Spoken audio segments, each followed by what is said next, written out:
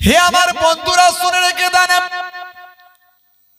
হযরতে ওমর ফারুক রাদিয়াল্লাহু তাআলা আনহুর জামানায় ইসলামের প্রচার প্রসার সবচেয়ে বেশি ছড়িয়ে পড়েছিল। একেবারে মিশর থেকে শুরু করে রোম পর্যন্ত, এদিকে হিমস থেকে শুরু করে পারস্য পর্যন্ত। হে তরুণ যুবকেরা, মদিনার গভর্নর বাবা হযরতে ওমর ফারুক ফায়ামার খলিফাতুল মুমিনিন আমিরুল মুমিনিন হযরতে ওমর ফারুক অর্ধ পৃথিবী শাসন করতেন। ইসলামের প্রচার প্রসার বেশি বেড়েছিল। যারা বলে এক হাতে কোরআন আর এক হাতে তলোয়ার নিয়ে ইসলাম কায়েম হয়েছে, আমি বলি তারা ইসলামিক এডুকেশনে এখনো শিশু আছে, পড়াশোনা তারা করেনি, তাই তারা এমন মন্তব্য করছে। কারণ আপনি ইসলাম ভালো করে জানার চেষ্টা করুন। ইসলাম শান্তির পথে সারাটা জীবন ধরে চলেছে, কখনো অশান্তি করে না। যে জায়গায় রাজা বাদশারা অন্যায় ভাবে মানুষের উপর জুলুম করত, ইসলাম সেখানে শান্তি প্রতিষ্ঠা করার জন্য তাদেরকে প্রথম প্রতিরোধ করেছিল, তাদেরকে আহ্বান জানিয়েছিল। তারা যখন যুদ্ধের আহ্বান করেছে তখন ইসলাম প্রতিরোধ করেছে। সাহাবায়ে কেরামেরা প্রতিরোধ করতে গিয়ে যুদ্ধ হয়েছে। আল্লাহর পক্ষ থেকে প্রত্যেকটা জায়গাতে আলহামদুলিল্লাহ ইমানদারদের আল্লাহ বিজয় দিয়েছেন। মনে রাখবেন, কোন জায়গাতে ইসলামের অনুসারীরা আগে বেড়ে যুদ্ধ করেনি। স্বয়ং আমার আপনার নবী 25 থেকে 26টি যুদ্ধের সেনাপতিত্ব করেছেন, একটা যুদ্ধ আগে বেড়ে করেননি। প্রত্যেকটা যুদ্ধই ছিল প্রতিরোধমূলক যুদ্ধ। প্রত্যেকটা ধর্মের শাস্ত্রে যুদ্ধের কথা আছে। যুদ্ধ জিনিসটা খারাপ নয়। যুদ্ধ মানে হলো ন্যায়ের পক্ষে অন্যায়ের বিরুদ্ধে রুখে দাঁড়ানো, এর নাম লড়াই, এর নাম যুদ্ধ। তবে যুদ্ধ হতে হবে যুদ্ধের পদ্ধতিতে, বুঝতে পারছেন? অন্যায়কে প্রতিহত করতে, যেখানে অন্যায় হচ্ছে তখন সাহাবায়ে কেরামরা সেখানে নিষেধ করেছেন যে মানুষের উপর জুলুম করবে না, মানুষকে ভালোভাবে থাকতে দাও। তখন প্রতিরোধ করতে গিয়ে ভাই আমার ইসলামের জয় হয়েছে। হে তরুণ যুবকেরা, হে আমার বন্ধুরা, হযরতে ওমর ফারুক রাদিয়াল্লাহু তাআলা আনহুর জামানায় বিনা যুদ্ধে বাইতুল মুকাদ্দাসের জয় হয়েছিল। বাইতুল মুকাদ্দাস ফিরে পেয়েছিলেন মুসলমানেরা, বিনা যুদ্ধে বাইতুল মুকাদ্দাস ফিরে পেয়েছিল। তাহলে ইসলাম আখলাক দেখিয়ে, সাহাবারা চরিত্র দেখিয়ে মানুষকে জয় করেছিলেন, এটা তার বড় প্রমাণ। অনেক ঘটনা এরকম আছে। হে তরুণ যুবকেরা, হিমস পর্যন্ত ভাই আমার মুসলমানেরা শাসন করেছিলেন। হিমসের গভর্নর পাঠালেন হযরতে ওমর ফারুক। যাকে গভর্নর করলেন তিনি হলেন হযরতে সাঈদ রাদিয়াল্লাহু তাআলা আনহু। তিনি একজন বীর যোদ্ধা, তিনি একজন দূরদৃষ্টি সম্পন্ন ব্যক্তি, তিনি একজন মেধা সম্পন্ন ব্যক্তি, তিনি একজন বিখ্যাত সাহাবী ছিলেন। হযরতে সাঈদ রাদিয়াল্লাহু তাআলা আনহুকে হিমসের গভর্নর করে পাঠালেন। হে জওয়ান যুবকেরা, হযরতে সাঈদ রাদিয়াল্লাহু তাআলা আনহু হিমসের গভর্নর হয়ে যখন গেলেন, কিছুদিন রাজত্ব করতে না করতে সেই এলাকার বিশিষ্ট ব্যক্তিরা মদিনা শরীফে এসে হযরতে ওমর ফারুক রাদিয়াল্লাহু তাআলা আনহুর কাছে হযরতে সাঈদ রাদিয়াল্লাহু তাআলা আনহুর বিরুদ্ধে 4টে কমপ্লেন করলেন। অভিযোগ কটা? 4টে অভিযোগ। হুজুর, আপনি যাকে দেশ শাসন করার জন্য পাঠিয়েছেন, দেশের গভর্নর করেছেন, তার বিরুদ্ধে 4টে অভিযোগ আছে। 1 নাম্বার হলো তিনি অফিসে লেট করে যান, অফিসে যান লেট করে। 2 নাম্বার, সপ্তাহে 1 দিন করে অফিস কামাই করেন। 3 নাম্বার, তার যে বাসা কোয়ার্টার, সে কোয়ার্টারে মাগরিবের পরে সন্ধ্যার পরে কেউ কোনো অভিযোগ নিয়ে গেলে তিনি আর দরজা খোলেন না। 3 নাম্বার অভিযোগ। 4 নাম্বার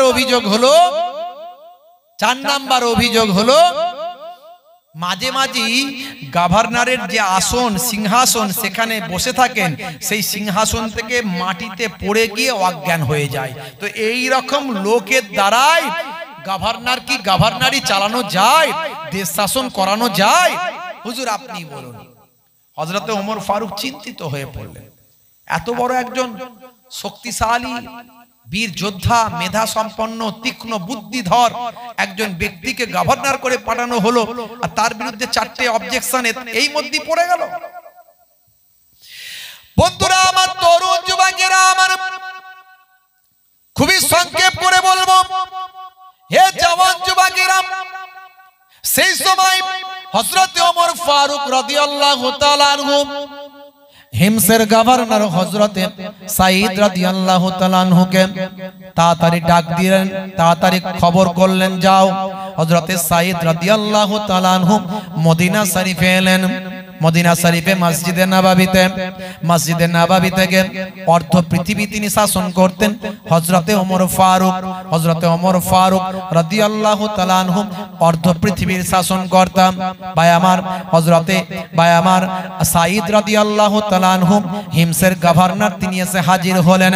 জিজ্ঞাসা করলেন, হযরতে ওমর ফারুক বললেন, বাবা সাঈদ, আপনার বিরুদ্ধে 4টে কমপ্লেন, 4টে অভিযোগ আপনার বিরুদ্ধে জমা হয়েছে। এই অভিযোগগুলো আপনি সঠিক উত্তর দিন। কেন এই অভিযোগগুলো আসলো, কারণটা একটু খুলে বলুন। তখন 4টে অভিযোগ শুনেন তিনি একটা একটা করে বলতে লাগলেন। ও আল্লাহর মাহবুব বান্দা, শুনে রেখে দেন। ও খলিফাতুল মুসলিমিন, আমিরুল মুমিনিন, শুনে রেখে দেন। আমার বিরুদ্ধে 1 নাম্বার অভিযোগ যেটা, সেটা হলো আমি অফিসে লেট করে যাই। এটা সত্য কথা, মাঝে মাঝে আমার লেট হয়। তার কারণ হলো সারাদিন আমি অফিসে থাকি, কিন্তু অফিসে যেতে মাঝে মাঝে লেট হয়। তার কারণটা হলো আমার বাড়িতে কাজ অনেক থাকে। আমার স্ত্রী হলেন একা মানুষ, সংসার একটু বড়, সকাল থেকে রান্না বান্না এটা ওটা বিভিন্ন কাজকর্মগুলো করতে হয়। আমি যদি কোনো কাজের মানুষ রাখি তাহলে রাজকোষের অর্থ দিতে হবে, তাই রাজকোষ থেকে কোনো অর্থ যাতে জনগণের ব্যয় না হয়, আমি কোনো কাজের মানুষ রাখি না। আমার স্ত্রীর সঙ্গে প্রয়োজনে সকালবেলা কাজেতে আমি একটু সহযোগিতা করি। এটা তো নবীর সুন্নত। আল্লাহর নবী স্ত্রীর সঙ্গে ছোট ছোট কাজগুলো বাড়িতে করতেন। স্ত্রীর সঙ্গে ছোট ছোট কাজগুলো বাড়িতে নবী করতেন। ইয়াকুনু ফি মাহানাতে আহলিহি। আচ্ছা, স্ত্রীর সঙ্গে কাজ যদি একটু করেন, সকালবেলা ঘরটা ঝাড়ু দিয়ে দেন, রান্না একটু সহযোগিতা করেন, এতে প্রেম কমবে না বাড়বে? আমাকে বলেন, জোরে বলেন, কমবে না বাড়বে? ওরে বাপ রে বাপ, বউ বলবে কপাল গুনে এমন স্বামী আমি পেয়েছি, হাই রে আমার কত ভাগ্য ভালো। বুঝতে পারছেন? স্বামীর ভালোবাসায় স্ত্রী একেবারে ফিদা থাকবে, কিন্তু দুর্ভাগ্য এখনকার ছেলেরা নবীর কাছ থেকে ভালোবাসা শেখেনি, শিখেছে শাহরুখ খান আর সলমান খানের কাছ থেকে। তাই যা ভালোবাসা সব বিয়ের আগে হাত কেটে ফাঁক করে দিচ্ছে, বলে বিষ খেয়ে আত্মহত্যা করবো, রেল লাইনে গলা দেবো। ওরে বাপ রে বাপ, তাড়াতাড়ি বিয়ে দে, নাহলে মরে যাবে বাবা, মরার থেকে ভালো। যেই বিয়ে দিল দেখা গেল 1 থেকে 2 বছর যেতে না যেতে একটা বাচ্চার জন্ম হলো। রাত্রে 9টার পরে পাড়ায় ঢুকলে 220 আর 440 ঢিসুম ঢাসাম গুপ গাপ করে চলছে। বলে কি হচ্ছে? বলে চলছে ক্রিকেট খেলা। বুঝতে পারছেন? গুসুম ঢাসাম করে চলছে। কি রে ভাই, ভালোবাসা গেল কোথা? রেল লাইনে মাথা দিবি, হাত কেটে ফাঁক করবি, কোথায় গেল? হ্যাঁ, বলে ও সব জানালা দিয়ে বেরিয়ে চলে গেছে। ভালোবাসা আর নাই। আসলে ও শাহরুখ খানের কাছ থেকে ভালোবাসা শিখেছিল, তাই ভালোবাসা নাই। ভক্ত কার? বলছে সলমান খানের। ওই সর্বনাশ, হাতে ব্রেসলেট পরে ঘুরে বেড়াচ্ছে। কেন এইসব চেন ফেন পড়ছিস রে? হুজুর এটা একটু স্টাইল। স্টাইল আমাকে বলতে হবে না, আমি সব শুনে শুনে সব শিখে ফেলেছি তোদের কাছ থেকে। সলমান খানের স্টাইল দিচ্ছিস, তাই তো? বলে হ্যাঁ হুজুর, হ্যাঁ। মরলে সলমান খানের সঙ্গে উঠবি। আবু দাউদ শরীফের হাদিস, মান তাশাব্বাহা বিকাউমিন ফাহুয়া মিনহুম। দুনিয়াতে যে যার ভক্ত থাকবে তার সঙ্গে তার হাসর হবে। হ্যাঁ, জানো তো তোমার সলমান খানের কি অবস্থা? এখন বাইরে বেরোতে ভয় পাচ্ছে। হ্যাঁ, বাইরে বেরোতে ভয় পাচ্ছে তোমার সলমান খান। লরেন্স বিষ্ণুই একজন ভাই আমার বিখ্যাত ডন বেরিয়েছে, একটা ডন। কি দাউদ ইব্রাহিম ডন, তার তো কোনো খবরই নাই কোথায় আছে, পৃথিবীর কোন জায়গায়। এখন বর্তমানে একটা ডন বেরিয়েছে, লরেন্স বিষ্ণুই। বুঝতে পারছেন? সে জেলে আছে, তিহার জেলে। সে তিহার জেল থেকে সেখান থেকে নেটওয়ার্ক তৈরি করছে। ইন্টারনেটের মাধ্যমে সারা বিশ্বে নাকি তার হাজার হাজার তার ভাই আমার দলের লোক গ্যাং তৈরি করেছে, সেখান থেকে গ্যাংস্টার যা নির্দেশ দিচ্ছে সেই নির্দেশে গুলি করছে। সলেমান খানের বন্ধু ছিল কি যেন নাম, বাবা সিদ্দিক। বাবা সিদ্দিককে কয়েকদিন আগে গুলি করে মেরে দিয়েছে, আপনারা জানেন। সে একজন এমএলএ এমপি নেতা মন্ত্রী ছিল, বুঝতে পারছেন? তাহলে কিরকম চলছে বলছে, আসল উদ্দেশ্য সলেমান খানকে মারবে। কেন বলছে, আজ থেকে 2012 সাল না 14 সাল কবে জানো ভাই, একটা কৃষ্ণসার হরিণকে একটা সলেমান খান তার যদু মধু সদুদের নিয়ে গুলি করে খেয়ে ফেলেছিল মেরে, বুঝতে পারছেন? ওই কৃষ্ণসার হরিণ নাকি এই বিষ্ণু সম্প্রদায়ের নাকি মানে বিশাল ব্যাপার, বুঝতে পারছেন? সবই তো বারেক ছাগলটা বিশাল ব্যাপার হয়ে গেলে সবার খাওয়া বন্ধ হয়ে যেত, কথা ঠিক না বল? ছাগলটা বারেক বিশাল ব্যাপার নয়, তাই ছাগলটা সবাই খায়, আর মাছটা খায়, মাছটা ব্যাপার থাকলেও খেয়ে ফেলে, বুঝতে পারছেন? তো যাই হোক, তো বিশাল ব্যাপার বলছে, ওই নাকি মেরে ফেলেছে বলে মানুষ মেরে দিতে হবে। ভাই মানুষের দাম বেশি না পশুর দাম বেশি?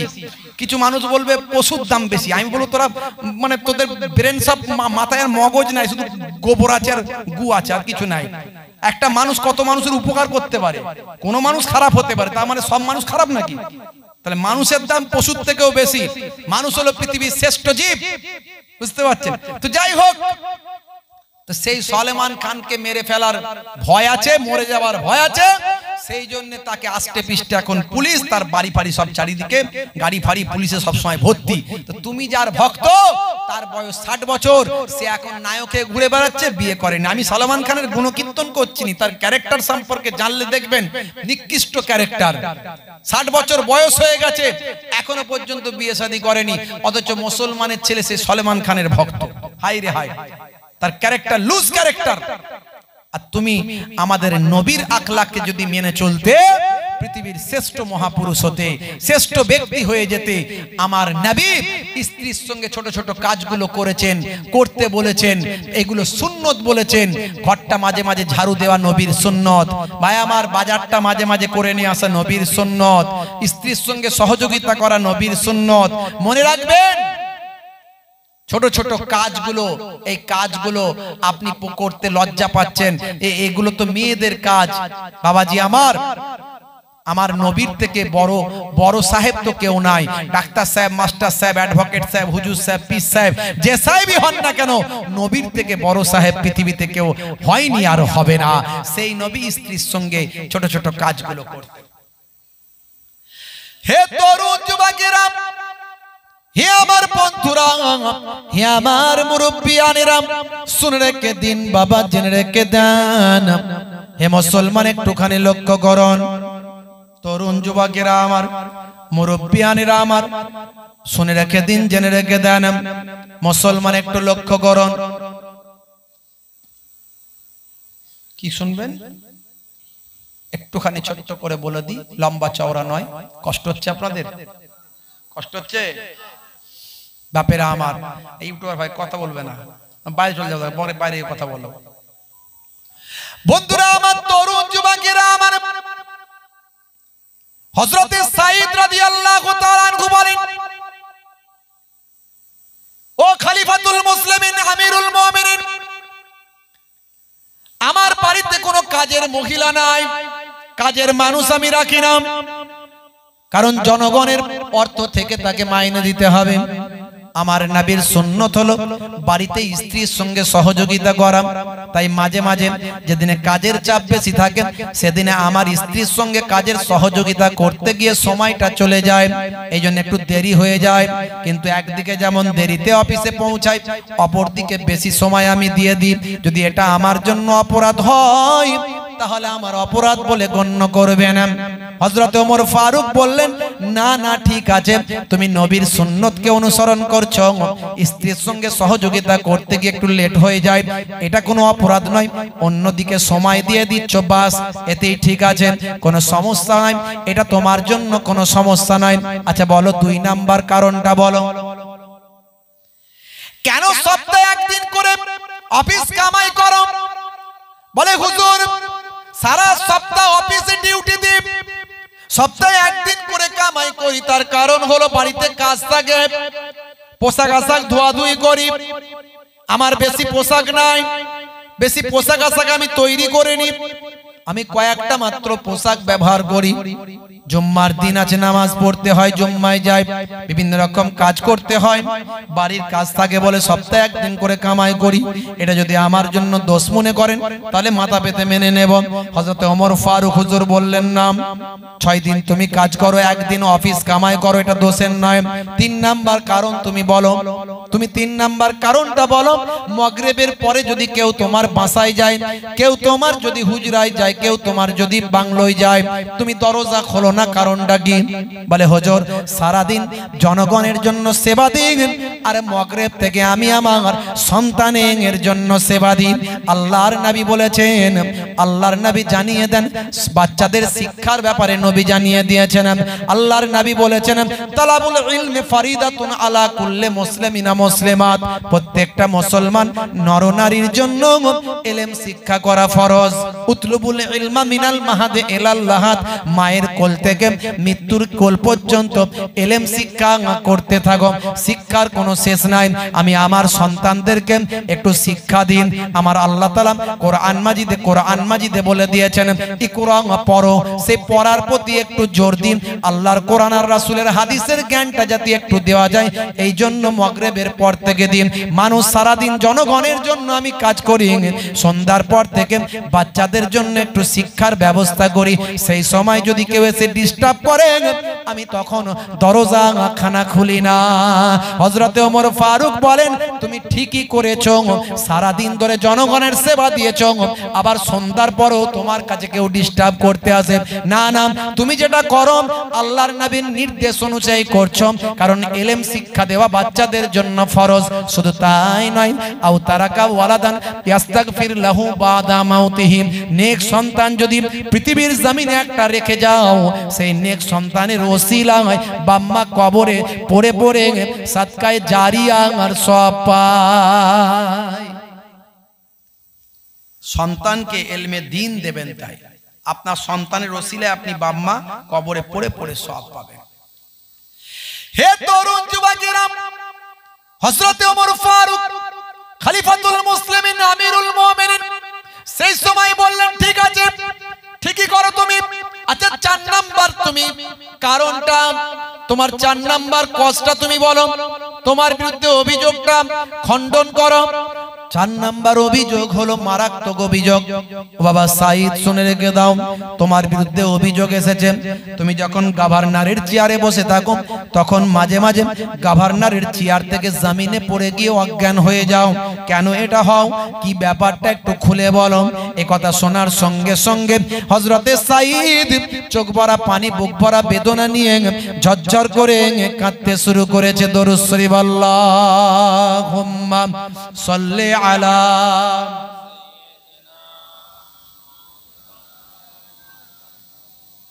এই খেয়েছে রে, সব নাশ করেছে।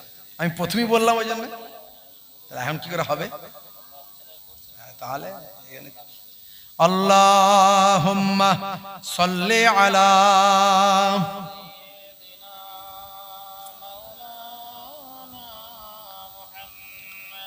ওয়া আলা আলিহি।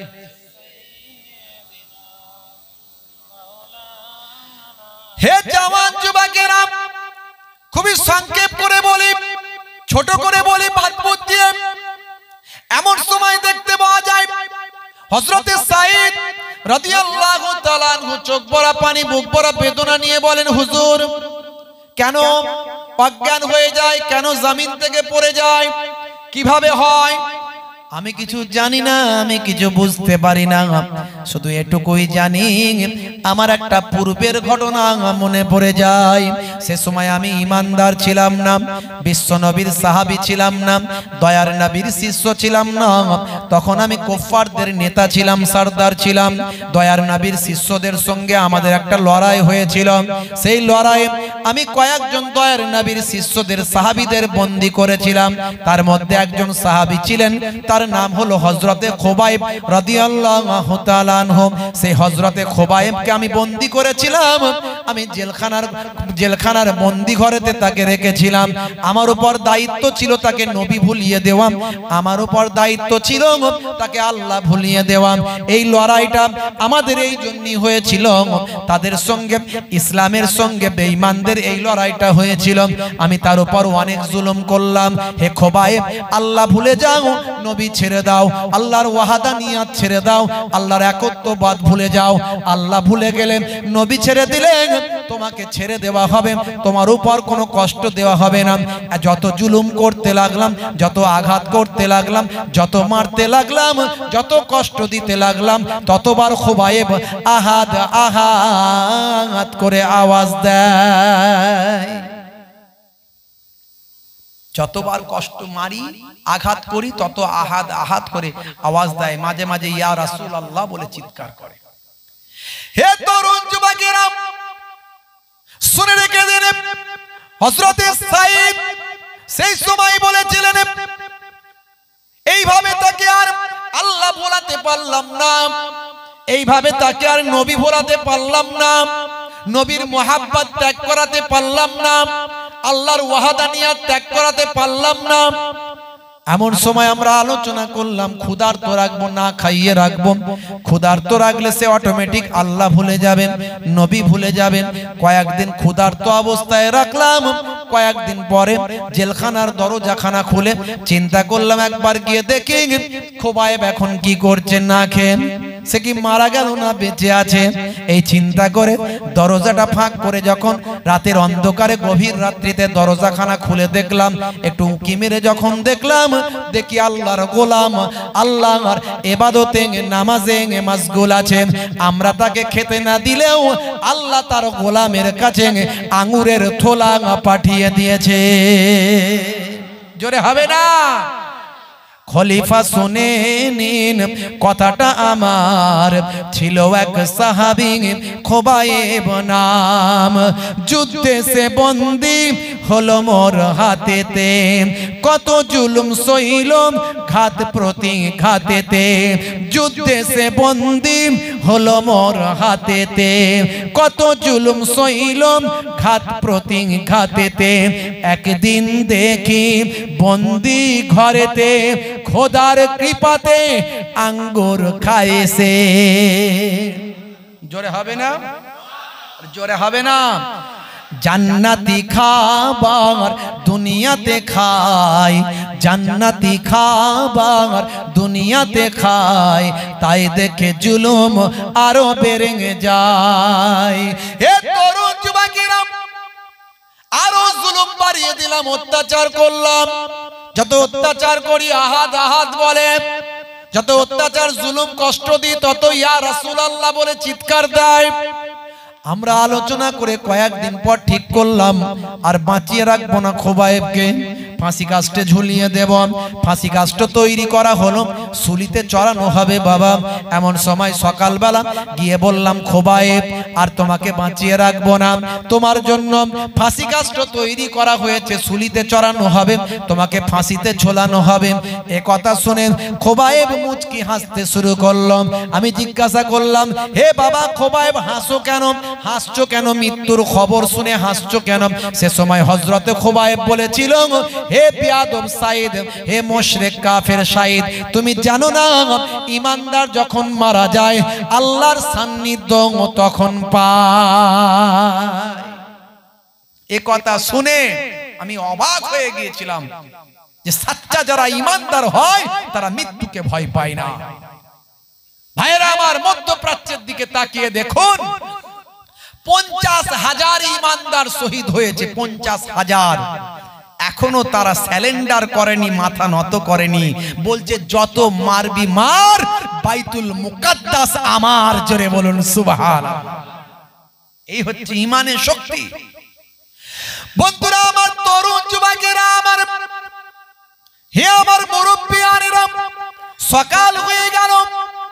হযরতে সাঈদ বলেন, হুজুর, চোখ ভরা পানি, বুক ভরা বেদনা নিয়ে খলিফা ওমর ফারুকের কাছে বলতে শুরু করেছেন, হযরত ওমর ফারুক রাদিয়াল্লাহু তাআলা আনহু নিজেও ঝরঝর করে কাঁদছেন, আবু সাইদ হুজুর তিনিও কাঁদছেন।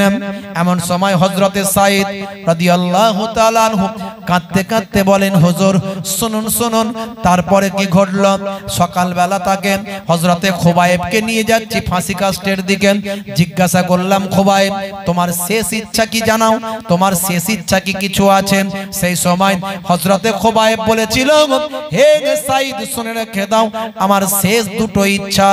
এক নাম্বার হলো একটু ওযুর পানি দাও, আমি আল্লাহর দরবারে যাওয়ার আগে দু রাকাত আল্লাহর দরবারে আমি গোলাম আমার মনিবের ইবাদত নামাজটা আদা করতে চাই।